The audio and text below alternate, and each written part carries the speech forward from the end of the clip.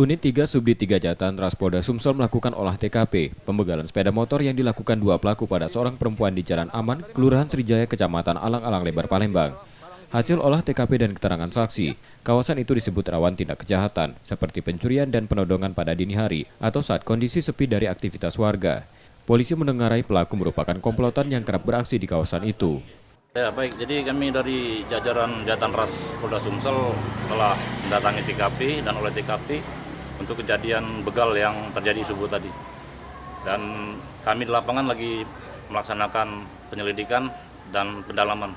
Mohon doanya biar cepat terungkap. Terima kasih. Korban yang terluka senjata tajam sebelumnya telah melapor ke Polsek Sukarami, Palembang. Reski Oktora, Muklas Diferensial, Kompas TV, Palembang, Sumatera Selatan.